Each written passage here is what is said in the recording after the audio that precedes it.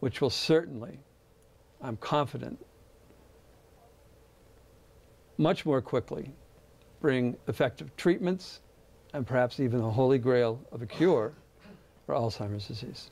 I understand that a lot of people with Alzheimer's may want to blend in and sort of go away and not be seen. You don't mind stepping in front of cameras, sharing your story, even as a person suffering from Alzheimer's. Why do this?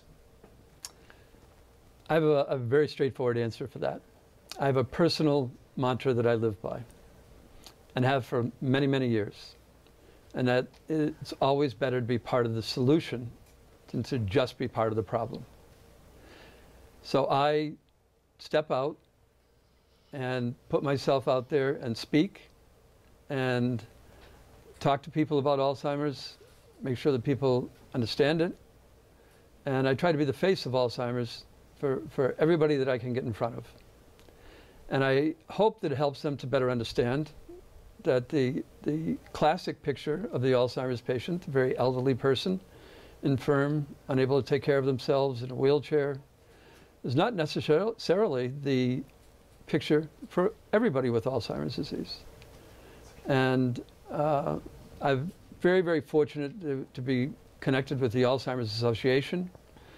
I've been an advocate for them for the last year, and now I've been given a position called the ambassador's position, where I work directly with our representatives in Congress and talk to them on a regular basis concerning progress to be made and progress that has been made with research for Alzheimer's, funding for Alzheimer's, and the importance of those activities. Take me through your day-to-day life. What's the most frustrating part? I mean, for those of us without Alzheimer's, try to explain it to us. Well, I'll explain to you how Alzheimer's disease has affected me. Because many people that I speak to, and they hear me talk, say, you know, what's going on there? Seems pretty normal. My Alzheimer's disease has affected my short-term memory. I have no short-term memory. I don't remember things that happened 2 minutes ago, 3 minutes ago, 5 minutes ago. It's like somebody every minute or so just wipes the slate clean and the information's gone and I can't retrieve it. But you can still remember things from your childhood in Maine. I can very vividly, growing up as a child in Maine, my time in the Coast Guard, and many other memories. But my short-term memory has been short-circuited by this disease and just simply doesn't work anymore. Congressman Deutsch? Jason, Russ is my ambassador from the Alzheimer's Association, and the opportunity that we have to talk about these issues and for Russ to impress upon me how important this work is, how important the research is, it compels me to act. And I wonder if Russ can perhaps talk a bit about the interaction that he's had with policymakers who have seen, like I have, the benefits of this story that Russ has to tell that's so vitally important. Your answer to that, Russ? Well, I think you make a very good point that it is very, very important. I believe that our government and our elected representatives are the key to finding initially an effective treatment for Alzheimer's disease. And so I think it's critically important that they're knowledgeable, educated, and have contacts with people that have Alzheimer's disease as well as the Alzheimer's Association so that they clearly understand, you know, how important this is. Many of our congressional representatives have family members or know people that are affected by Alzheimer's disease. It's pretty hard not to these days. So we've been very successful, but there's plenty of room left for more success in future acts and funding for Alzheimer's research.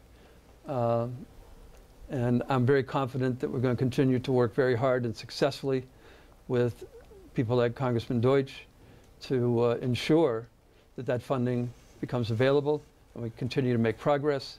And pretty soon we'll have an effective cure and we'll be able to talk about this in a very different light. Okay. Now we want to bring in Dr. Margaret Parachak-Vance, researcher and director of the Hussman Institute of Human Genomics at the University of Miami. Now, When I talked to you before the show, right away I said, what's the problem here with finding a cure? And you said, money. Is that the case? Exactly. You know, technology is amazing now. We all know computers, and you know, everybody can imagine, and you know, the type of technology that's available to us as researchers. With it comes a price, though, and it's a pricey price tag.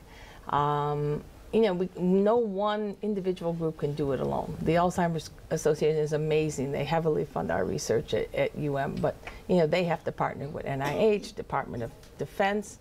I mean, that's the importance of NAPA. It's bringing together all these sources so that we can have a focused attack on this crisis. You know, Alzheimer's is a crisis. You know, there are millions of people, and you know, if it wasn't at such an epidemic crisis, you realize that since it is such a big problem, that you know, we have to really attack it. We have to attack it strong and fast, and bringing people together, providing funding that takes advantage of the technology that's out there. This is what's going to bring a cure or a treatment faster to the table. That's interesting you said treatment, because I asked Russ about a cure and he goes, no, first we need a treatment.